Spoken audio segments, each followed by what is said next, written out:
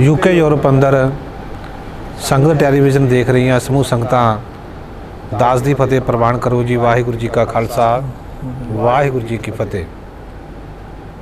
धन धन साहिब श्री गुरु रामदास पातशाह जी दे ज्योति जोत दिहाड़े नूं और पंजवें पातशाह धन धन साहिब श्री गुरु अर्जन देव पातशाह जी दे गुरगद्दी दिवस नूं समर्पित पावन दिहाड़े नूं मुख रखते हुए सिख पंथ की नामवर शख्सियत भाई निर्मल सिंह जी धूलकोट अज साडे नाल स्टूडियो विच विराजमान हैं। आओ इन्हां दे नाल गुरमत विचारां की सांझ पाउंदे आ और सतगुरां दे पावन दिहाड़िਆਂ नूं मुख रखते हुए आओ इन्हां दे नाल विचार सांझे करते हैं। भाई साहब बहुत बहुत स्वागत है आप जी का। वाहिगुरू जी का खालसा वाहिगुरू जी की फतेह। तख्त बह तख्ते की लायक पंच समाए गुरमत पायक। ऐसे दीन दयाल सतगुरु पंजवें पातशाह धन धन साहिब श्री गुरु अर्जन देव पातशाह जी का पावन गुरगद्दी दिवस दिहाड़ा जो है समूह गुरु नानक नाम लेवा सिख संगतां बहुत श्रद्धा भावना के नाल मना रही हैं। देश विदेश अंदर सतगुरां दे पावन दरबार विखे हाज़र हो करके नतमस्तक होकर करके श्रद्धा के फुल भेंट कर रही हैं। भाई साहब जी बहुत बहुत स्वागत है आप जी का। सतगुरां दे इस पावन दिहाड़े नूं मुख रखते हुए संगतां दे नाल विचार साझे करो जी। सब तो पहला धन गुरु रामदास साहब सच्चे पातशाह ते गुरु अर्जन देव साहब सच्चे पातशाह जिन्हां दे जीवन बारे सिख संगतां विद्वानां तो सुणदियां ने ते जो आप जी ने शब्द वरतिया बड़ा जोग है। नहीं तो अक्सर असी जिहड़ा ज्योति जोत शब्द है इनू भी कई बारी पुरब शब्द कह देंगे। तुसीं शब्द वरतिया दिहाड़ा बड़ा जोग शब्द है। संगत नूं भी बेनती है क्योंकि भाई कान सिंह नाभा गुरमत मारतंड विच भी लिखते हैं, साडे पुरातन होर स्रोत भी कहते हैं गुरु साहिब का प्रकाश ते ज्योति प्रकाश दे नाल गुरता गद्दी ये सारे पुरब हुंदे ने। कह लो विशेष खुशी का दिन वो पुरब हुंदा। ज्योति जोत दिवस दिहाड़ा हुंदा, शहीदी भी दिहाड़ा हुंदा। धन गुरु अर्जन देव साहब सच्चे पातशाह जो गुरु रामदास साहब जी श्री अमृतसर साहब उन्होंने ताल खदवाया नाल नाल रब्बी बाणी है जिहड़ी उहदी इकत्तरता हुंदी रही। इस समय दरम्यान 1574 दे 1 सितंबर तो लैके 7 साल सच्चे पातशाह जी गुरता गद्दी ते रहे। मैं अगे भी एक दिन आप जी नूं बेनती की सी जे गुरु रामदास साहब की वडियाई वेखनी होवे वडियाइयां ते बहुत ने पर 3 गल्लां वल सानूं विशेष ध्यान देण दी लोड़ है। गुरु नानक साहब जी के घर बहुत जमीन है, चाचा व्यापारी है, पिता पटवारी है, ठीक है जी। राय बुलार स्नेह करन वाला जिहड़ा रियासती उन्हां दे नाल है। गुरु अंगद देव साहब जी का घर व्यापारियों का घर है। गुरु अमरदास साहब जी का परिवार चंगा भला भाव बहुत ही वधिया जिमींदार परिवार है। दूजे पासे जो गुरु रामदास साहब के जीवन की गल आउंदी है तो 2 गल्लां ने ना जिहड़ियां जिंदगी च विद्वान सज्जन कहते हैं कि कोई बच्चा यतीम हो जाए तो कोई गल नहीं पर यतीम होने दे नाल वो गरीब ना होवे। क्योंकि जो यतीम होवे तो गरीब भी होवे फिर सामभदा कोई नहीं। माता पिता ना रहन यतीम हो जाए जमीन कोल होवे धन दौलत होवे माया होवे रिश्तेदार सामभ लैंदे ने, इहदा निर्वाह चंगा हो सकदा। जे गरीब होवे तो फिर यतीम ना होवे माता पिता गुजारिश करते हैं उहदी परवरिश करते हैं। पर ये दोवें गल्लां गुरु रामदास साहब नाल जुड़ गईयां। दूजी गल जिहड़ी अगे भी आपां जिक्र कीता सी पिछली बार कि उन्होंने बहुत लंबा टाइम सेवा कमाई। नानी दे चले जाण तो बाद भी लगभग 28-29 साल खुद उन्होंने सेवा कमाई और बचन मनण की कमाल कर दी जो आपां थड़ियां दी साखी की गल करदे। तीजी गल ਜਿਹੜੀਆਂ फिर उन्हां दीयां बख्शिशां वरतियां ना जी उन्हां नूं फिर भट्ट साहिबाना ने अपनी रब्बी बाणी च बड़े विस्तार नाल अंकित किया है। तो वेखो 60 सवैये उचार के उन्हां लई उन्हां दीयां वडियाइयां दा जिक्र किया। एक शब्द मैं इत्थे कहना चाहांगा संगत नूं कि गुरता गद्दी ते ज्योति जोत दी सानूं समझ आ जाए संखेप शब्दां च कि गुरु किड्डा समर्थ है इहदा सानूं कित्थों पता लगदा है। रब किड्डा समर्थ है इहदा पता लगदा गुरु कोलों। निकी कीरी मैं कल रख ये पंक्तियां चों ਜੇ ਅਸੀਂ ਸੌਖਿਆਂ ਸਮਝਣਾ ਹੋਵੇ। ਗੁਰੂ ਕਿੱਡਾ ਸਮਰੱਥ ਹੈ। ਜਿਹੜੇ ਅੱਜ ਤਰਕਾਂ ਕਰਦੇ ਆ ਨਾ ਜਾਂ ਕੱਲ੍ਹ ਨੂੰ ਕਰਨਗੇ ਵੀ ਵੇਖੋ ਜੀ ਇਹ ਤਾਂ ਗੁਰੂ ਦੀ ਵਡਿਆਈ ਹੈ ਜੀ, ਗੁਰੂ ਨੇ ਆਪਣੀ ਵਡਿਆਈ ਆਪਣੇ ਹੱਥੀਂ ਕਿਵੇਂ ਲਿਖਾ ਲਈ, ਨਾਲੇ ਕਹਿੰਦੇ ਗੁਰੂ ਆਪਣੀ ਵਡਿਆਈ ਕਰਾਉਂਦਾ ਨਹੀਂ। ਇਹ ਅਸਲ ਵਿੱਚ ਗੁਰੂ ਸ਼ਬਦ ਰਾਹੀਂ, ਗੁਰਬਾਣੀ ਰਾਹੀਂ ਗੁਰੂ ਕਿੱਡਾ ਸਮਰੱਥ ਹੈ ਦੁਨੀਆ ਨੂੰ ਪਤਾ ਲੱਗ ਸਕੇ। ਗੁਰਸਿੱਖਾਂ ਦੀ ਬਾਣੀ, ਗੁਰਸਿੱਖਾਂ ਦੇ ਬੋਲ ਦੱਸਦੇ ਨੇ। ਜੋ ਭੱਟ ਸਾਹਿਬਾਨਾਂ ਨੇ ਕੱਲੀ ਕੱਲੀ ਗੱਲ ਦਾ ਜ਼ਿਕਰ ਕੀਤਾ। ਦੂਜੇ ਪਾਸੇ ਚਲੇ ਜਾਓ, ਬਾਬਾ ਸੱਤਾ ਤੇ ਬਾਬਾ ਬਲਵੰਡ ਜੀ, ਉਹਨਾਂ ਨੇ ਇੱਕ ਗੱਲ ਬੜੀ ਕਮਾਲ ਦੀ ਕਹੀ ਹੈ। ਉਹ ਕਹਿੰਦੇ ਸੱਚੇ ਪਾਤਸ਼ਾਹ ਜਦੋਂ ਤੁਹਾਡੀ ਵਾਰੀ ਆਈ ਨਾ ਗੁਰੂ ਰਾਮਦਾਸ ਸਾਹਿਬ, ਕਹਿੰਦੇ ਇਕੱਲੇ ਸਿੱਖਾਂ ਨੇ ਨਹੀਂ ਤੁਹਾਨੂੰ ਨਮਸਕਾਰਿਆ, ਤੁਹਾਨੂੰ ਜਿਹੜੇ ਸਿੱਖੀ ਵਿੱਚ ਨਹੀਂ ਇਕੱਲੀ ਸੰਗਤ ਦਾ ਹਿੱਸਾ ਬਣਦੇ ਨੇ। ਕਿਉਂਕਿ ਦੋ ਹੁੰਦੇ ਨੇ, ਇੱਕ ਉਪਾਸ਼ਕ ਹੁੰਦਾ, ਇੱਕ ਪ੍ਰਸ਼ੰਸਕ ਹੁੰਦਾ। ਉਪਾਸ਼ਕ ਨੇ ਤੇ ਜਿਹੜੀ ਵਡਿਆਈ ਕਰਨੀ ਹੈ, ਪ੍ਰਸ਼ੰਸਕ ਉਹ ਬਣਦਾ ਜਿਹੜਾ ਭਾਵੇਂ ਉਪਾਸ਼ਕ ਨਾ ਹੋਵੇ, ਉਹ ਵਿਚਾਰਧਾਰਾ ਦਾ ਧਾਰਨੀ ਨਾ ਹੋਵੇ, ਪਰ ਫਿਰ ਵੀ ਉਹ ਪ੍ਰਸ਼ੰਸਾ ਕਰਦਾ ਵੀ ਨਹੀਂ ਕੰਮ ਇਹਨਾਂ ਦੇ, ਜਿਹਨਾਂ ਦੀਆਂ ਬਖਸ਼ਿਸ਼ਾਂ ਬਹੁਤ ਨੇ। ਗੁਰੂ ਰਾਮਦਾਸ ਸਾਹਿਬ ਲਈ ਤਾਂ ਹੀ ਕਿਹਾ ਧੰਨ ਧੰਨ ਰਾਮਦਾਸ ਗੁਰ ਜਨ ਸਿਰਿਆ, ਤਿਨ੍ਹਾਂ ਸਵਾਰਿਆ ਪੂਰੀ ਹੋਈ ਕਰਾਮਾਤ, ਆਪ ਸਿਰਜਣਹਾਰੇ ਧਾਰਿਆ, ਸਿੱਖੀ ਅਤੇ ਸੰਗਤੀ ਪਾਰ ਬ੍ਰਹਮ ਕਰ ਨਮਸਕਾਰਿਆ। ਉਹਨਾਂ ਨੂੰ ਸੰਗਤਾਂ ਨੇ ਵੀ, ਭਾਵ ਉਹਨਾਂ ਲੋਕਾਂ ਨੇ ਵੀ ਸੰਗਤਾਂ ਵਿੱਚ ਜਿਹੜੇ ਗੁਰੂ ਰਾਮਦਾਸ ਸਾਹਿਬ ਦੀ ਵਿਚਾਰਧਾਰਾ ਜਾਂ ਉਹਨਾਂ ਦੇ ਬਚਨ, ਉਹਨਾਂ ਦੇ ਸਿੱਖ ਨਾ ਬਣੇ ਹੋਣ ਬਚਨ ਕਮਾ ਕੇ, ਪਰ ਉਹਨਾਂ ਨੇ ਵੀ ਕਿਹਾ ਵੀ ਤੂੰ ਧੰਨ ਹੈ। ਅਗਲੀ ਗੱਲ ਜਿਹੜੀ ਬਹੁਤ ਜ਼ਰੂਰੀ ਹੈ, ਹੁਣ ਜਿਹੜੇ ਬੰਦੇ ਅੱਜ ਤੋਂ ਬਾਅਦ ਇਹ ਕਹਿੰਦੇ ਨੇ ਆਪਾਂ ਥੋੜ੍ਹੇ ਜਿਹਾ ਜ਼ਿਕਰ ਕਰਨਾ ਸਮਝ ਆ ਸਕੇ ਗੁਰੂ ਰਾਮਦਾਸ ਸਾਹਿਬ ਦੀ ਬਖਸ਼ਿਸ਼। ਅੱਜ ਸਾਡੇ ਧਰਮ 'ਚ ਇੱਕ ਗੱਲ ਚੱਲਦੀ ਹੈ ਵੀ ਸਿੱਖੀ ਵਿੱਚ ਜੀ ਕਰਾਮਾਤ ਨਹੀਂ। ਕਰਾਮਾਤ ਬਹੁਤ ਛੋਟੀ ਹੁੰਦੀ ਹੈ। ਕਰਾਮਾਤ ਦੇ ਕਈ ਹਿੱਸੇ ਹੁੰਦੇ ਆ। ਜਿਵੇਂ ਹੁਣ ਕਮੀਜ਼ ਹੈ ਆਪਣਾ, ਜਾਂ ਆਪਣਾ ਘਰ ਹੈ, ਕੋਈ ਵੀ ਚੀਜ਼ ਦੇ ਕਈ ਹਿੱਸੇ ਆ ਨਾ। ਮਕਾਨ ਦੇ ਕਿੰਨੇ ਹਿੱਸੇ ਆ, ਕਿੰਨੀਆਂ ਚੀਜ਼ਾਂ ਜੁੜ ਕੇ ਘਰ ਬਣਦਾ। ਕਰਾਮਾਤ ਦੇ ਵੀ ਹਿੱਸੇ ਨੇ। ਲੋਕੀ ਕਰਾਮਾਤ ਵਰਤਾਉਂਦੇ ਨੇ ਹਿੱਸਿਆਂ 'ਚ, ਤੇ ਗੁਰੂ ਰਾਮਦਾਸ ਸਾਹਿਬ ਲਈ ਜਿਹੜੀ ਕਰਾਮਾਤ ਵਰਤੀ ਉਹ ਪੂਰੀ ਵਰਤੀ, ਹਿੱਸੇ ਨਹੀਂ ਵਰਤੇ। ਪੂਰੀ ਕਰਾਮਾਤ ਨੂੰ ਕਲਾ ਕਹਿੰਦੇ ਨੇ, ਪੂਰੀ ਹੋਈ ਕਰਾਮਾਤ ਆਪ ਸਿਰਜਣਹਾਰੇ ਧਾਰਿਆ। ਹੁਣ ਇਹਨੂੰ ਆਪਾਂ ਕਿਵੇਂ ਰੱਦ ਕਰਾਂਗੇ? ਇੱਥੇ ਕਰਾਮਾਤ ਉਹ ਹੈ ਨਾਨਕ ਸਾ ਕਰਮਾਤ, ਜਿਹੜੀ ਉਦੋਂ ਸਾਹਿਬ ਤੋਂ ਤਰੁੱਠ ਕੇ ਮਿਲਦੀ, ਉਹ ਵਰਤੀ ਗੁਰੂ ਰਾਮਦਾਸ ਸਾਹਿਬ। ਉਹ ਵਰਤਨ ਕਰਕੇ ਫਿਰ 60 ਸਵਈਏ ਭੱਟ ਸਾਹਿਬਾਨਾਂ ਨੇ ਉਹਨਾਂ ਦਾ ਜ਼ਿਕਰ ਕਰਦਿਆਂ ਫਿਰ ਵੀ ਇਹ ਕਹਿ ਦਿੱਤਾ ਤੇਰੀ ਵਡਿਆਈ ਕਹੀ ਨਹੀਂ ਜਾ ਸਕਦੀ। ਗੁਰੂ ਰਾਮਦਾਸ ਸਰ ਅਭਰ ਭਰੇ, ਉਹ ਖਾਲੀਆਂ ਨੂੰ ਵੀ ਭਰਨ ਵਾਲੇ ਨੇ ਤੇ ਭਰਿਆਂ ਨੂੰ ਵੀ ਬਖਸ਼ਾ ਦੇਣ ਵਾਲੇ ਨੇ। ਐਸੇ ਦੀਨ ਦਿਆਲ ਸਤਿਗੁਰੂ ਸ਼੍ਰੀ ਅੰਮ੍ਰਿਤਸਰ ਸਾਹਿਬ ਨਗਰ ਵਸਾਇਆ ਗੁਰੂ ਕਾ ਚੱਕ, ਸਮਾਂ ਆਪਣੀ ਚਾਲੇ ਚੱਲਿਆ। ਤੇ ਗੁਰੂ ਰਾਮਦਾਸ ਸਾਹਿਬ ਸੱਚੇ ਪਾਤਸ਼ਾਹ ਨੇ 1581 ਵਿੱਚ, ਜਦੋਂ ਅਗਸਤ ਦਾ ਮਹੀਨਾ ਚੱਲਦਾ ਹੈ ਇਹ ਸਮਾਂ, ਉਦੋਂ ਉਹਨਾਂ ਨੇ ਜਦੋਂ ਲਾਹੌਰ ਦੀ ਧਰਤੀ 'ਤੇ ਸ਼ਾਦੀ ਦੀ ਗੱਲ ਆਉਂਦੀ, ਆਪਾਂ ਸਾਰੇ, ਮੈਂ ਉਹ ਗੱਲਾਂ ਦਾ ਥੋੜ੍ਹਾ ਜਿਹਾ ਘੱਟ ਜ਼ਿਕਰ ਕਰਨਾ ਹੁੰਦਾ ਜਿਹੜੀਆਂ ਆਪਾਂ ਅਕਸਰ ਸੁਣਦੇ। ਅਸੀਂ ਸਿਧਾਂਤਾਂ ਦੀ ਤਰਜਮਾਨੀ ਕੁਝ ਕਰੀਏ ਨਾਲ ਨਾਲ ਇਤਿਹਾਸ 'ਚੋਂ। ਹੁਣ ਨਹੀਂ ਗਏ ਬਾਬਾ, ਉਹਨਾਂ ਦੇ ਵੱਡੇ ਪੁੱਤਰ ਜਿਹੜੇ ਨੇ ਉਹ ਨਹੀਂ ਗਏ। ਉਹ ਤੋਂ ਬਾਅਦ ਆਪਾਂ ਗੱਲ ਕਰਦੇ ਹਾਂ ਮਹਾਦੇਵ ਵਿਚਕਾਰਲੇ, ਉਹ ਵੀ ਨਹੀਂ ਗਏ। ਪਿਰਥੀ ਚੰਦ ਵੀ ਨਹੀਂ ਗਏ, ਮਹਾਦੇਵ ਵੀ ਨਹੀਂ ਗਏ। ਗੁਰੂ ਅਰਜਨ ਦੇਵ ਸਾਹਿਬ ਦਾ ਸਮਾਂ ਆਉਂਦਾ। ਪਿਰਥੀ ਚੰਦ ਕਿਉਂ ਨਹੀਂ ਗਿਆ? ਉਹ ਤਾਂ ਨਹੀਂ ਗਿਆ, ਉਹ ਕਹਿੰਦਾ ਸੀ ਗੁਰੂ ਰਾਮਦਾਸ ਸਾਹਿਬ ਨੂੰ, ਮੈਂ ਚਲਾ ਗਿਆ ਤਾਂ ਸੇਵਾ ਰੁਕ ਜਾਣੀ। ਅਜੇ ਤੱਕ ਅਸੀਂ ਵੀ ਸ਼ਾਇਦ ਉਸੇ ਸ਼੍ਰੇਣੀ 'ਚ ਖੜ੍ਹੇ ਹਾਂ। ਉਹ ਲੋਕ ਮੇਰੇ ਵਰਗੇ ਜਿਹੜੇ ਕਹਿੰਦੇ ਜੇ ਮੈਂ ਪੰਥ 'ਚ ਨਾ ਹੁੰਦਾ ਤਾਂ ਪੰਥ ਥੋੜ੍ਹੀ ਬਚਣਾ ਸੀ ਉਹਨੂੰ। ਪਿਰਥੀ ਚੰਦ ਵੀ ਤਾਂ ਇਹ ਕਹਿੰਦਾ ਸੀ ਨਾ। ਪਿਰਥੀ ਚੰਦ, ਹਾਲਾਂਕਿ ਸੱਚਾਈ ਹੈ ਭਾਈ ਸਾਹਿਬ ਵੀ ਜਿੰਨੀ ਅੰਮ੍ਰਿਤਸਰ ਸਾਹਿਬ ਜਦੋਂ ਵਸਿਆ ਨਾ ਗੁਰੂ ਕਾ ਚੱਕ, ਜਿੰਨੀ ਬਿਲਡਿੰਗਾਂ ਉਦੋਂ ਬਣੀਆਂ ਉਹ ਪਿਰਥੀ ਚੰਦ ਨੇ ਬਣਾਈਆਂ। ਸੇਵਾ ਪਿਰਥੀ ਚੰਦ ਨੇ ਬਹੁਤ ਕਰਾਈ, ਪਰ ਉਹਦੀ ਸੇਵਾ ਦਾ ਮਕਸਦ ਸੀ ਗੁਰਤਾ ਗੱਦੀ ਲਈ ਕਰਦਾ ਸੀ। ਗੁਰਤਾ ਗੱਦੀ ਮੈਨੂੰ ਮਿਲੇਗੀ, ਉਹਨੂੰ ਡਰ ਅੰਦਰੋਂ ਇਹ ਸੀ ਮੈਂ ਚਲਾ ਗਿਆ ਤੇ ਗੁਰਤਾ ਗੱਦੀ ਦੂਜੇ ਨੂੰ ਮਿਲ ਜਾਏ। ਇਹ ਸ਼ਬਦ ਉਹਨੇ ਵਰਤੇ ਜੀ, ਕਹਿੰਦਾ ਵੇਖੋ ਜੀ ਮੈਂ ਚਲਾ ਗਿਆ, ਤੁਹਾਨੂੰ ਤਾਂ ਹਿਸਾਬ ਕਿਤਾਬ ਦਾ ਨਹੀਂ ਪਤਾ। ਭੁੱਲਣ ਅੰਦਰ ਸਭ ਕੋ ਭੁੱਲ ਗੁਰੂ ਕਰਤਾਰ। ਗੁਰੂ ਨੂੰ ਕਿਹਾ ਜਾ ਰਿਹਾ ਮੈਥੋਂ ਬਿਨਾਂ ਤੈਨੂੰ ਪਤਾ ਨਹੀਂ। ਕਿ ਅੱਜ ਵੀ ਬੰਦਾ ਸੇਵਾ ਕਰਦੇ, ਕੋਈ ਗੁਰਦੁਆਰਾ ਕਮੇਟੀ 'ਚ ਹੋਵੇ, ਕੋਈ ਪ੍ਰਚਾਰਕ ਹੋਵੇ, ਪ੍ਰਚਾਰਕ ਨੂੰ ਭੁਲੇਖਾ ਹੁੰਦਾ ਸ਼ਾਇਦ ਮੈਂ ਕੌਮ ਦੀ ਸੇਵਾ ਕਰ ਰਿਹਾ, ਮੈਂ ਨਾ ਹੁੰਦਾ ਤਾਂ ਕਿਸੇ ਨੂੰ ਪਤਾ ਹੀ ਨਹੀਂ ਲੱਗਣਾ ਸੀ। ਨਹੀਂ, ਇਹ ਤਾਂ ਗੁਰੂ ਵਰਤਦਾ, ਉਹ ਵਡਿਆਈ ਦੇ ਰਿਹਾ ਸਾਨੂੰ। ਹੁਣ ਇੱਕ ਪਿੰਡ 'ਚ ਕੋਈ ਗੁਰੂ ਘਰ ਦੀ ਪ੍ਰਬੰਧਕ ਕਮੇਟੀ ਦਾ ਮੁੱਖ ਸੇਵਾਦਾਰ ਹੋਵੇ, ਉਹਨੂੰ ਸ਼ੁਕਰਾਨਾ ਕਰਨਾ ਚਾਹੀਦਾ ਵੀ ਐਡੇ ਪਿੰਡ 'ਚੋਂ ਮਹਾਰਾਜ ਨੇ ਮੈਨੂੰ ਸੇਵਾ ਲਈ ਨਹੀਂ, ਜਦੋਂ ਮਰਜ਼ੀ ਲੈ ਲੈਣ। ਸੇਵ ਕੰਮ ਉਹੀ ਹੁੰਦਾ, ਬੱਧਾ ਜੱਟੀ ਵੀ ਹੋ ਜਾਂਦਾ, ਉਹਦੇ 'ਚ ਗੁਣ ਉਪਕਾਰ ਨਹੀਂ ਹੁੰਦਾ, ਅਤੇ ਛੇਤੀ ਖੁਸ਼ੀ ਸਵਾਰੀਏ ਨਾਲ ਵੀ ਹੋ ਜਾਂਦਾ।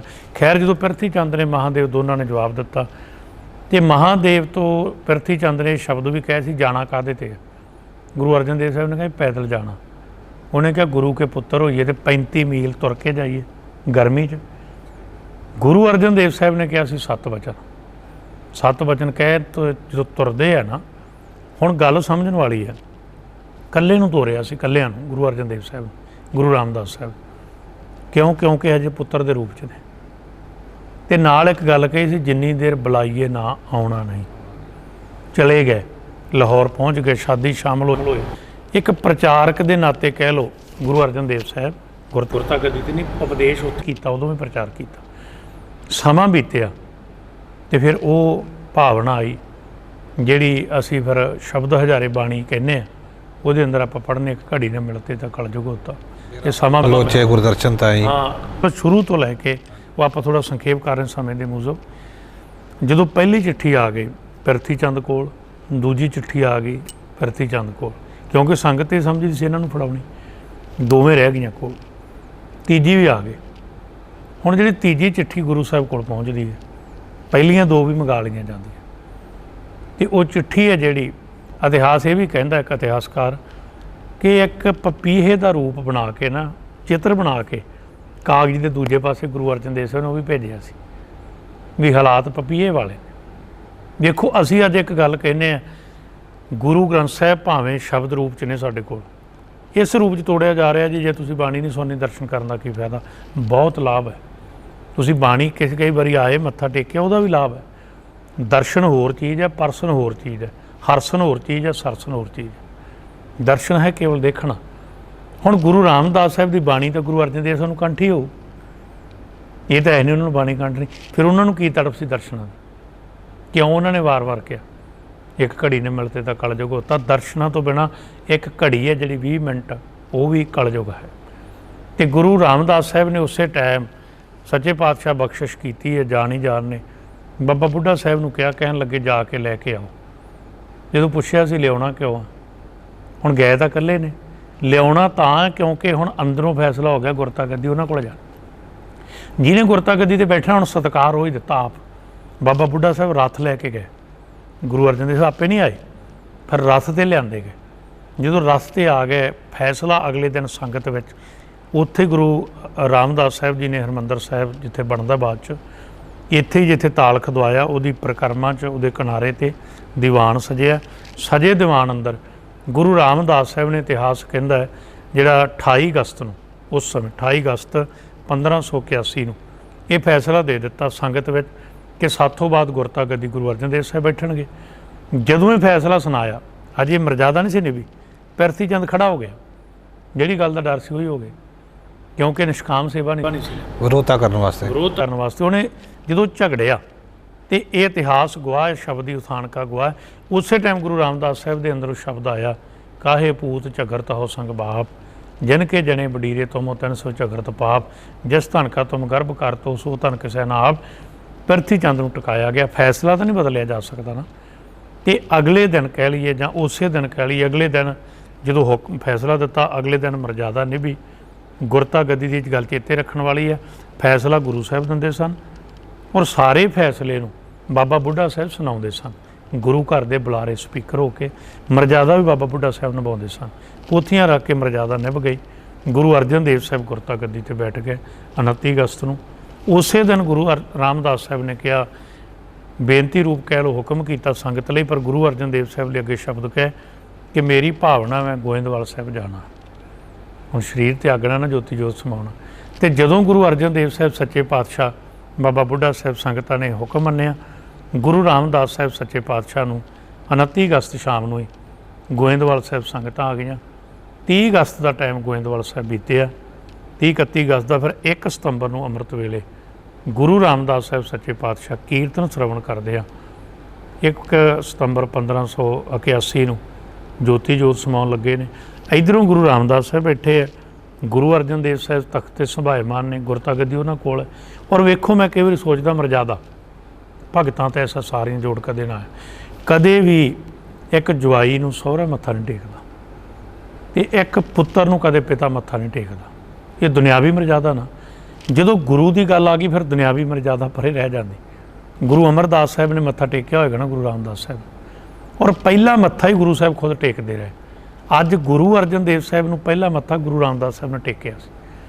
ਤੇ ਦੁਨਿਆਵੀ ਰਿਸ਼ਤੇ ਜੋ ਆ ਉਹ ਖਤਮ ਹੋ ਜਾਂਦੇ ਆ, ਔਰ ਜੋ ਗੁਰੂ ਦਾ ਰਿਸ਼ਤਾ ਜਿਹੜਾ ਭਾਈ ਸਾਹਿਬ ਜੀ, ਅਸੀਂ ਅੱਜ ਵੀ ਧਾਰਮਿਕ ਦੁਨੀਆ ਵਿੱਚ ਦੁਨਿਆਵੀ ਮਰਜ਼ਾਦਾ ਡਾਉਣੇ ਆ ਜਿੰਨੇ ਬਾਹਰ ਦੇ ਰੌਲੇ ਨੇ ਨਾ, ਇਹ ਤਦ ਨੇ। ਅਸੀਂ ਕਹਿੰਦੇ ਜੀ ਗੁਰੂ ਨੂੰ ਆਪਦੇ ਪਿੱਛੇ ਨਹੀਂ ਚੱਲਦੇ, ਅਸੀਂ ਕਹਿੰਦੇ ਇੱਦਾਂ ਕਿਉਂ ਨਹੀਂ ਹੋ ਸਕਦਾ ਸੀ, ਇੱਦਾਂ ਕਿਉਂ ਨਹੀਂ ਕੀਤਾ। ਇੱਥੇ ਉਹ ਗੱਲਾਂ ਹੀ ਨਹੀਂ, ਇੱਥੇ ਗੁਰੂ ਦੀ ਮਰਜ਼ਾਦਾ, ਗੁਰਮਤਿ ਦੀ ਗੱਲ, ਗੁਰੂ ਦੇ ਸਿਧਾਂਤ, ਬਖਸ਼ਿਸ਼ ਦੀ ਗੱਲ। ਜਦੋਂ ਗੁਰੂ ਰਾਮਦਾਸ ਸਾਹਿਬ ਬੈਠੇ ਨੇ, ਆ ਗੱਲ ਜ਼ਰੂਰ ਧਿਆਨ ਨਾਲ ਸੁਣਨਾ। ਇੱਕ ਪਾਸੇ ਗੁਰੂ ਅਰਜਨ ਦੇਵ ਸਾਹਿਬ, ਬਾਬਾ ਬੁੱਢਾ ਸਾਹਿਬ, ਸੰਗਤਾਂ ਬੈਠੀਆਂ ਕੀਰਤਨ ਸ਼ਰਵਣ ਕਰਦੇ ਹਾਂ। ਅੰਮ੍ਰਿਤ ਵੇਲੇ ਗੁਰੂ ਰਾਮਦਾਸ ਸਾਹਿਬ ਜੋਤੀ ਜੋਤ ਸਮਾ। ਹੁਣ ਭੱਟ ਸਾਹਿਬਾਨ ਸਾਹਮਣੇ ਬੈਠੇ ਆ, ਐਵੇਂ ਨਹੀਂ ਬਾਣੀ ਦਰਜ ਕੀਤੀ, ਇਹ ਨਹੀਂ ਇਕੱਲੀ ਵਿੱਦਿਆ ਕਰਕੇ ਬਾਣੀ ਦਰਜ ਕਰ ਲਈ। ਭੱਟਾਂ ਕੋਲ ਕਿੱਡੀ ਵੱਡੀ ਦਿਵ ਦ੍ਰਿਸ਼ਟੀ ਹੈ। ਇੱਥੇ ਵੀ ਇੱਕ ਬੇਨਤੀ ਤੁਹਾਨੂੰ ਤੁਹਾਡੇ ਮਾਧਿਅਮ ਰਾਹੀਂ ਫਿਰ ਕਰਨੀ ਹੈ। ਜਿਹੜੇ ਲੋਕ ਅੱਜ ਕਹਿੰਦੇ ਨੇ ਅੱਗੇ ਕੀ ਹੈ ਜੀ, ਉੱਥੇ ਕੀ ਹੁੰਦਾ, ਹੁਣ ਨਾ ਤੁਹਾਡੀ ਗੱਲ ਹੈ, ਨਾ ਮੇਰੀ ਗੱਲ ਹੈ, ਨਾ ਕਿਸੇ ਹੋਰ ਗ੍ਰੰਥ ਪੋਥੀ ਦੀ ਗੱਲ ਹੈ। ਹੁਣ ਜਿਹੜੇ ਗੁਰੂ ਅਰਜਨ ਦੇਵ ਸਾਹਿਬ ਦੇ 21 ਸੋਈਏ ਭੱਟਾਂ ਨੇ ਉਚਾਰੇ ਹਨ, ਕਿਉਂਕਿ ਗੁਰਤਾ ਗੱਦੀ ਮਿਲੀ ਤੇ ਗੁਰਤਾ ਗੱਦੀ ਦੇ ਕੇ ਜੋਤੀ ਜੋਤ ਸਮਾ ਗਏ। ਇਹ ਦੋਵੇਂ ਜਿਹੜੇ ਦਿਹਾੜੇ ਆ, ਜੋਤੀ ਜੋਤ ਤੇ ਗੁਰਤਾ ਗੱਦੀ, ਇਹ ਬਾਣੀ 'ਚ ਵੀ ਇਕੱਠੇ ਕੀਤੇ ਹੋਏ ਇੱਕ ਸੋਈਏ 'ਚ। ਭੱਟ ਸਾਹਿਬਾਨਾਂ ਨੇ ਵੇਖਿਆ ਗੁਰੂ ਰਾਮਦਾਸ ਸਾਹਿਬ ਜੋਤੀ ਜੋਤ ਸਮਾ ਗਏ ਕਿੱਥੇ, ਕਿ ਜੇਕਰ ਆਪਾਂ ਕਦੇ ਵਿਸਤਾਰਨਾ ਵੀ ਕਰਾਂਗੇ। ਜਿਹੜੀ ਨਿਰੰਕਾਰੀ ਜੋਤ ਹੈ ਉਹ ਗੁਰੂ ਅਰਜਨ ਦੇਵ ਸਾਹਿਬ ਅੰਦਰ ਹੈ, ਜਿਹੜੀ ਸਰੀਰ ਨੂੰ ਚਲਾਉਣ ਵਾਲੀ ਜੋਤ ਸੀ ਉਹ ਪ੍ਰਭੂ ਵਿੱਚ ਸਮਾ ਗਈ। ਹੁਣ ਸਮਝ ਗਏ ਨਾ, ਕਿਉਂਕਿ ਜੋਤ ਉਧਰ ਵੀ ਟੈਗੀ ਤੇ ਜੋਤੀ ਜੋਤ ਵੀ ਸਮਾ ਗਈ। ਉਹ ਸਰੀਰ ਨੂੰ ਚਲਾਉਣ ਵਾਲੀ ਜੋਤ ਸੀ, ਜਿਹੜਾ ਬਲ ਉਹ ਪ੍ਰਭੂ ਵਿੱਚ ਸਮਾਇਆ ਹੋਇਆ। ਜਿਹੜੀ ਉਹ ਨਿਰੰਕਾਰੀ ਜੋਤ ਹੈ, ਜਿਹੜੀ ਗੁਰੂ ਨਾਨਕ ਤੋਂ ਲੈ ਕੇ ਆ ਰਹੇ ਨੇ, ਉਹ ਗੁਰੂ ਅਰਜਨ ਦੇਵ ਸਾਹਿਬ ਅੰਦਰ। ਜਿਹੜੀ ਉਹ ਜੋਤ ਹੈ ਉਹ ਗਈ ਪ੍ਰਭੂ ਵਿੱਚ। ਕਿੱਥੇ ਗਈ? 21ਵਾਂ ਸਵਈਆ ਦੇਵਪੁਰੀ ਮੈਂ ਗਇਓ ਆਪ ਪਰਮੇਸ਼ਵਰ ਪਾਏ। ਗੁਰੂ ਰਾਮਦਾਸ ਸਾਹਿਬ ਦੇਵਪੁਰੀ ਪ੍ਰਭੂ ਵਿੱਚ ਗਏ, ਉਹਦੇ ਦਰ 'ਤੇ ਗਏ, ਆਪ ਪਰਮੇਸ਼ਵਰ ਪਾਏ। ਹੁਣ ਜਿਹੜੇ ਕਹਿੰਦੇ ਅੱਗੇ ਕੀ ਹੈ, ਗੁਰਬਾਣੀ ਕਹਿੰਦੀ ਹੈ ਰੱਬ ਨੇ ਗੁਰੂ ਰਾਮਦਾਸ ਸਾਹਿਬ ਨੂੰ ਸਿੰਘਾਸਨ ਨਹੀਂ ਛੱਡਤਾ। ਹਰ ਸਿੰਘਾਸਨ ਦਿਓ ਸ਼੍ਰੀ ਗੁਰੂ ਤਹਿ ਬਿਠਾਏ। ਹਾਂਜੀ, ਰਹੱਸ ਕੀਓ ਸੁਰਦੇਵ ਤੋਹੇ ਜਸ ਜੈ ਜੈ ਜੰਪੈ। ਉਹ ਰਹੱਸ ਦੀ ਬਾਤ ਹੈ ਜਿਹੜੀ ਹੁਣ ਸੁਰਤ ਦੇ ਭਾਵ ਸਭ ਨੂੰ ਪਤਾ ਲੱਗੀ। ਪ੍ਰਭੂ ਦੇ ਦਰ 'ਤੇ ਵੀ ਸਭ ਨੇ ਵਡਿਆਈ ਕੀਤੀ। ਤੋਹੇ ਜਸ ਜੈ ਜੈ ਜੰਪੈ। ਆ ਸੁਰ ਗਏ ਤੇ ਭਾਗ ਪਾਪ ਤਨ ਭੀਤਰ ਕੰਪੈ। ਵਿਕਾਰ ਵੀ ਭੱਜ ਗਏ। ਠੀਕ ਹੈ ਜੀ। ਫਿਰ ਕੀ ਹੋਇਆ? ਅਸੁਰ ਗਏ ਤੇ ਭਾਗ ਪਾਪ ਤਨ ਭੀਤਰ ਕੰਪੈ। ਕਾਟੇ ਸੋ ਪਾਪ ਤਨ ਨਰ ਹੋ ਕੇ ਗੁਰੂ ਰਾਮਦਾਸ ਜਨ ਪਾਏ। ਜਿਨ੍ਹਾਂ ਨੇ ਵੀ ਗੁਰੂ ਰਾਮਦਾਸ ਸਾਹਿਬ ਨੂੰ ਪਾਲਿਆ, ਉਹਨਾਂ ਦੇ ਦਰਸ਼ਨ ਕੀਤੇ, ਭੱਟ ਸਾਹਿਬ ਬਣ ਕੇ ਉਹਨਾਂ ਦੇ ਪਾਪ ਕੱਟੇ ਗਏ। ਕਾਟੇ ਸੋ ਪਾਪ ਤਨ ਨਰ ਹੋ ਕੇ ਗੁਰੂ ਰਾਮਦਾਸ ਜਨ ਪਾਇਓ। ਤੇ ਕੀ ਕਰਕੇ ਗਏ? ਸਤਰ ਸਿੰਘਾਸਨ ਪ੍ਰਥਮੀ। ਇੱਥੇ ਇਹ ਵੀ ਗੱਲ ਵੇਖਣ ਵਾਲੀ, ਕਿਹੜਾ ਸਿੰਘਾਸਨ? ਜਿਹੜੀ ਗੁਰਤਾ ਗੱਦੀ ਪ੍ਰਥਮੀ 'ਤੇ ਚੱਲ ਰਹੀ ਹੈ। ਇਹਦਾ ਮਤਲਬ ਹੈ ਪ੍ਰਥਮੀ ਤੋਂ ਪਾਰ ਵੀ ਪ੍ਰਭੂ ਰੂ ਦਰ 'ਤੇ ਗੁਰੂ ਦੀ ਵਡਿਆਈ ਹੈ, ਕਿਉਂਕਿ ਉਹਦਾ ਰੂਪ ਹੈ। ਦੇਖੋ ਬਾਣੀ ਦੇ ਭੇਦ ਨੇ। ਛਤਰ ਸਿੰਘਾਸਨ ਪ੍ਰਥਮੀ। ਸਿੰਘਾਸਨ ਜਿਹੜਾ ਪ੍ਰਥਮੀ ਦਾ ਤੇ ਛਤਰ ਜਿਹੜਾ ਤਖਤ ਧਰਤੀ ਦਾ, ਗੁਰੂ ਅਰਜਨ ਕੋ ਦੇ ਆਇਓ। ਉਹ ਗੁਰੂ ਅਰਜਨ ਕੋ ਦੇ ਕੇ ਆਏ ਨੇ, ਇਹਦਾ ਮਤਲਬ ਉੱਥੇ ਗਏ ਨੇ। ਦੇਵਪੁਰੀ ਮੈਂ ਗਇਓ, ਦੇ ਕੇ ਆਏ ਨੇ। ਇਹਦਾ ਮਤਲਬ ਦੋਵੇਂ ਗੱਲਾਂ ਭੱਟ ਸਾਹਿਬਾਨਾਂ ਨੇ ਵੀ ਇੱਕ ਥਾਂ 'ਤੇ ਇਕੱਠੀਆਂ ਕੀਤੀਆਂ। ਗੁਰੂ ਅਰਜਨ ਦੇਵ ਸਾਹਿਬ ਫਿਰ ਜਦੋਂ ਗੁਰੂ ਰਾਮਦਾਸ ਸਾਹਿਬ ਜੋਤੀ ਜੋਤ ਸਮਾ ਜਾਂਦੇ, ਪ੍ਰਥੀ ਨੇ ਬਥੇਰਾ ਰੌਲਾ ਪਾਇਆ, ਇੱਦਾਂ ਕਰਤਾ ਜੀ, ਬੜੇ ਬੁਰੇ ਸ਼ਬਦ ਵੀ ਬੋਲੇ ਵੀ ਗੁਰਤਾ ਗੱਦੀ ਲੈ ਲਈ ਜੀ, ਕੁਝ ਗਲਤ ਖਵਾਤਾ, ਜ਼ਹਿਰ ਖਵਾਤਾ। ਗੁਰੂ ਸਾਹਿਬ ਸ਼ਾਂਤ ਰਹੇ। ਜਿੱਦੇ ਫਿਰ ਦੁਸਹਿਰੇ ਦੀ ਗੱਲ ਆਉਂਦੀ ਹੈ, ਜਿਹਨੂੰ ਆਪਾਂ ਜਨਮ ਅਰਦਾਸ ਕਹਿੰਦੇ ਹਾਂ, 10ਵਾਂ ਦਿਨ, ਉਹਦੇ ਫਿਰ ਪੱਗ ਵੀ ਖੋਹਣ ਦਾ ਯਤਨ ਕੀਤਾ। ਬਾਬਾ ਬੁੱਢਾ ਸਾਹਿਬ 'ਤੇ ਬੋਲੇ ਸਨ, ਪਰ ਗੁਰੂ ਅਰਜਨ ਦੇਵ ਸਾਹਿਬ ਨੇ ਕਿਹਾ ਸੀ ਨਹੀਂ, ਤੂੰ ਉੱਥੇ ਆਪਾਂ ਇਤਿਹਾਸ 'ਚ ਬਚਨ ਪੜ੍ਹਨੇ ਆ ਕਿ ਜਿਹੜੀ ਪ੍ਰਥੀਏ ਦੇ ਸਿਰ 'ਤੇ ਦਸਤਾਰ ਹੈ, ਜਿਹੜੀ ਪੱਗ ਹੈ, ਦੁਨਿਆਵੀ ਪੱਗ ਹੈ, ਜਿਹੜੀ ਉਹ ਪ੍ਰਥੀ ਚੰਦਰ ਨੂੰ ਬੱਝੀ ਗਈ। ਅਤੇ ਜਿਹੜੀ ਗੁਰਿਆਈ ਦੀ ਪੱਗ ਹੈ, ਗੁਰਿਆਈ ਦੀ ਪੱਗ, ਗੁਰਿਆਈ ਦੀ ਦਸਤਾਰ ਗੁਰ ਅਰਜਨ ਬੱਧੀ, ਉਹ ਗੁਰੂ ਅਰਜਨ ਦੇਵ ਸਾਹਿਬ। ਅਤੇ ਇਹ ਤੋਂ ਬਾਅਦ ਫਿਰ ਸੱਚੇ ਪਾਤਸ਼ਾਹ ਸ੍ਰੀ ਅੰਮ੍ਰਿਤਸਰ ਸਾਹਿਬ ਗੁਰੂ ਅਰਜਨ ਦੇਵ ਸਾਹਿਬ ਚਲੇ ਜਾਂਦੇ। ਗੁਰਤਾ ਗੱਦੀ 'ਤੇ ਬਿਰਾਜਮਾਨ, ਗੁਰਤਾ ਗੱਦੀ ਜੋ ਬਿਰਾਜਮਾਨ ਹੋ ਚੁੱਕੇ ਨੇ, ਉਹਨੂੰ ਮਰਜ਼ਾਦਾ ਨੂੰ ਅੱਗੇ ਨਿਭਾਇਆ। ਪਹਿਲਾ ਹੁਕਮ ਜਿਹੜਾ ਉਹ ਤਾਲ ਖਦਵਾਇਆ ਸੀ, ਉਹਨੂੰ ਗੁਰੂ ਅਰਜਨ ਦੇਵ ਸਾਹਿਬ ਸੱਚੇ ਪਾਤਸ਼ਾਹ ਨੇ ਪੱਕਾ ਕਰਾਇਆ। ਉਹ ਤੋਂ ਬਾਅਦ ਉੱਥੇ ਹਰਿਮੰਦਰ ਸਾਹਿਬ ਬਣਦਾ। ਸਾਰੇ ਇਤਿਹਾਸ ਤੋਂ ਸੰਗਤਾਂ ਜਾਣੂ ਨੇ। ਕਹਿਣ ਤੋਂ ਮਤਲਬ ਇਤਿਹਾਸ ਦੇ ਵੀ ਬੜੇ ਨੁਕਤੇ ਨੇ ਜਿਹੜੇ ਉਹ ਗੁਰਬਾਣੀ ਅੰਦਰ ਨੇ। ਉਹ ਬੰਦੇ ਬਿਲਕੁਲ ਗਲਤ ਨੇ ਜਿਹੜੇ ਕਹਿੰਦੇ ਗੁਰਬਾਣੀ 'ਚ ਕੋਈ ਇਤਿਹਾਸ ਨਹੀਂ। ਇਤਿਹਾਸ ਹੈ, ਪਰ ਇੱਥੇ ਦੁਨਿਆਵੀ ਬੰਦਿਆਂ ਦੀਆਂ ਬਾਤਾਂ ਨਹੀਂ, ਇੱਥੇ ਬਹੁਤਾ ਬੰਸਾਵਲੀ ਨਾਮਾ ਨਹੀਂ, ਭਾਵ ਬੰਸਾਂ ਦੀ ਗੱਲ ਨਹੀਂ। ਇੱਥੇ ਰੂਹਾਨੀਅਤ ਇਤਿਹਾਸ ਹੈ। ਰੂਹਾਨੀਅਤ ਦੀ ਇਤਿਹਾਸ ਦੀਆਂ ਜ਼ਿਕਰ ਗੁਰਬਾਣੀ ਅੰਦਰ ਵੀ ਆਉਂਦਾ ਹੈ। ਇਸ ਲਈ ਗੁਰੂ ਰਾਮਦਾਸ ਸਾਹਿਬ ਕਿਸ ਤਰੀਕੇ ਨਾਲ ਜੋਤੀ ਜੋਤ ਸਮਾਉਂਦੇ ਨੇ, ਕਿਵੇਂ ਗੁਰੂ ਅਰਜਨ ਦੇਵ ਸਾਹਿਬ ਫਿਰ ਗੁਰਤਾ ਗੱਦੀ 'ਤੇ ਬੈਠਦੇ ਨੇ, ਅਤੇ ਕਿਵੇਂ ਗੁਰੂ ਰਾਮਦਾਸ ਸਾਹਿਬ ਦੀਆਂ ਬਖਸ਼ਿਸ਼ਾਂ ਅੱਜ ਵੀ ਅਸੀਂ ਉਹਨਾਂ ਦੇ ਦਰ 'ਤੇ ਵਰਤਦੀਆਂ ਵੇਖਣੇ ਆ। ਤੇ ਇੱਕ ਗੱਲ ਪੱਕੀ ਭਾਈ ਸਾਹਿਬ ਜੀ, ਸਾਰੇ ਸਾਡੇ ਇਤਿਹਾਸਕ ਸਥਾਨ ਸਤਿਕਾਰਯੋਗ ਨੇ, ਸਾਰਿਆਂ ਦੀ ਆਪਣੀ ਵਡਿਆਈ ਹੈ। ਖਾਲਸੇ ਦਾ ਪ੍ਰਗਟ ਹੋਣਾ, ਕਿਤੇ ਬਾਉਲੀ ਸਾਹਿਬ ਦੀ ਗੱਲ, ਕਿਤੇ ਮੱਲ ਅਖਾੜੇ ਦੀ ਗੱਲ, ਕਿਤੇ ਗੁਰੂ ਗ੍ਰੰਥ ਸਾਹਿਬ ਦੀ ਗੁਰਤਾ ਗੱਦੀ ਦੀ ਗੱਲ, ਹਜ਼ੂਰ ਸਾਹਿਬ। ਪਰ ਇੱਕ ਗੱਲ ਪੱਕੀ ਹੈ, ਭਾਵੇਂ ਸਿੱਖ ਹੋਵੇ ਦੇਸ਼ ਵਿਦੇਸ਼ 'ਚ ਰਹਿੰਦਿਆਂ, ਕਿਤੇ ਰਹਿੰਦਾ ਹੋਵੇ, ਹਰੇਕ ਦੇ ਮਨ ਅੰਦਰ ਇੱਕ ਤੜਫ ਬਣੀ ਰਹਿੰਦੀ, ਮੈਂ ਗੁਰੂ ਰਾਮਦਾਸ ਸਾਹਿਬ ਦੇ ਘਰ ਜ਼ਰੂਰ ਜਾਣਾ। ਕਿਉਂ? ਕਿਉਂਕਿ ਦਰ ਦੀ ਵਡਿਆਈ ਐਸੀ ਹੈ। ਤੇ ਤੁਸੀਂ ਇਹ ਵੀ ਵੇਖਿਓ, ਅਨੰਦਪੁਰ ਸਾਹਿਬ ਜਾਇਓ, ਜਿੱਥੇ ਮਰਜ਼ੀ ਜਾਇਓ, ਮੈਜੋਰਟੀ ਸਿੱਖਾਂ ਦੀ ਹੋਏਗੀ। ਹਰਿਮੰਦਰ ਸਾਹਿਬ ਜਾਇਓ, ਭਾਵੇਂ ਇਹਨੂੰ ਪਿਛਲੇ ਦਿਨਾਂ 'ਚ ਲੋਕਾਂ ਨੇ ਨੈਗੇਟਿਵ ਲਿਆ ਸੀ ਵੀ ਸਿੱਖਾਂ ਦੀ ਉੱਥੇ ਗਿਣਤੀ ਘਟ ਰਹੀ ਹੈ। ਉਹ ਦਰ ਹੀ ਐਸਾ ਹੈ ਜਿਹਨੂੰ ਕਹਿ ਦਿੱਤਾ ਖੱਤਰੀ ਬ੍ਰਾਹਮਣ ਸੂਦ ਵੈਸ ਉਪਦੇਸ਼ ਚੋ ਵਰਨਾ ਕੋ ਸਾਂਝਾ। ਗੁਰੂ ਗ੍ਰੰਥ ਸਾਹਿਬ ਸਾਂਝੀ ਵਾਲਤਾ ਦਾ ਪ੍ਰਤੀਕ ਹੈ, ਹਰਿਮੰਦਰ ਸਾਹਿਬ ਸਾਂਝੀ ਵਾਲਤਾ ਦਾ ਪ੍ਰਤੀਕ ਹੈ। ਹਰਿਮੰਦਰ ਸਾਹਿਬ ਜਦੋਂ ਗੁਰੂ ਗ੍ਰੰਥ ਸਾਹਿਬ ਦਾ ਪ੍ਰਕਾਸ਼ ਹੋਇਆ ਤੇ ਅੰਦਰੋਂ ਫਿਰ ਇਹ ਵੀ ਤਾਂ ਆਵਾਜ਼ ਆਈ ਹੋਏਗੀ ਨਾ, ਉੱਠ ਫਰੀਦਾ ਵਜੂ ਸਾਜ ਸੁਬਹ ਨਮਾਜ਼ ਗੁਜ਼ਾਰ। ਤੇ ਹੁਣ ਆਪਾਂ ਕਹਾਂਗੇ ਉਹ ਇਕੱਲੇ ਸਿੱਖਾਂ ਦਾ, ਉੱਥੋਂ ਤਾਂ ਨਮਾਜ਼ ਅਦਾ ਕਰਨ ਦਾ ਉਪਦੇਸ਼ ਦਿੱਤਾ ਜਾ ਰਿਹਾ। ਉਹਨਾਂ ਦੇ ਜੋ 4 ਦਰਵਾਜ਼ੇ ਜਾਂ ਸਰਬ ਸਾਂਝੀ ਵਾਲਤਾ ਦਾ ਜੋ ਉਪਦੇਸ਼ ਹੈ, ਉਹ ਆਪਣੇ ਆਪ ਵਿੱਚ ਪ੍ਰਮਾਣ ਹੈ ਕਿ ਉਹ ਵਿਸ਼ਵ ਪੱਧਰ ਤੇ ਇੱਕ ਸਾਂਝਾ ਸਥਾਨ ਹੈ। ਕਿਸੇ ਵੀ ਜਾਤ ਪਾਤ, ਕਿਸੇ ਵੀ ਧਰਮ ਦਾ ਜੋ ਕੋਈ ਵੀ ਇਨਸਾਨ, ਹਾਂਜੀ, ਇਹ ਵੀ ਬੇਨਤੀ ਕਰ, ਕਈ ਵਾਰੀ ਆਉਣ ਵਾਲਾ ਸਾਡਾ ਤਬਕਾ ਇਹ ਨਾ ਕਹਿਣ ਲੱਗ ਜਾਏ ਗੁਰਸਿੱਖਾਂ ਨੂੰ, ਸੰਸਥਾਵਾਂ ਨੂੰ ਇਹ ਗੱਲਾਂ ਹੁਣੇ ਲਿਖ ਕੇ ਪ੍ਰਕਾਸ਼ਿਤ ਕਰਨੀਆਂ ਚਾਹੀਦੀਆਂ ਵੀ ਕੱਲ੍ਹ ਨੂੰ ਇਹ ਕਹਿਣ ਲੱਗ ਪੈਣ ਜੀ ਵੇਖੋ ਭੀੜ ਬਹੁਤ ਹੋਣ ਲੱਗ ਪਈ, ਸੰਗਤ ਜ਼ਿਆਦਾ ਹੋਣ ਲੱਗ ਪਈ, ਵੀ ਇੱਕ ਐਗਜੈਟ ਬਣਾ ਦਿਓ। ਕਿ ਗੁਰੂ ਸਾਹਿਬ ਨਹੀਂ ਸੀ ਬਣਾ ਸਕਦੇ? ਐਸਾ ਪਿਛਲੇ ਸਮੇਂ ਲਿਖਿਆ ਵੀ ਕਿਸੇ ਨੇ। ਇਸ ਲਈ ਦਰਵਾਜ਼ੇ 4 ਨੇ, ਜਿੱਥੇ 4 ਦਰਵਾਜ਼ੇ ਨੇ ਤੁਸੀਂ ਕੰਪਾਸ ਲੈ ਦਿਓ, ਇੱਕ ਦਿਸ਼ਾ 'ਚ ਇੱਕ ਦਰਵਾਜ਼ਾ ਨਹੀਂ ਮਿਲੂਗਾ ਤੁਹਾਨੂੰ। ਜਿੱਥੇ 2 ਦਿਸ਼ਾ ਬਣਦੀਆਂ ਉੱਥੇ ਦਰਵਾਜ਼ਾ।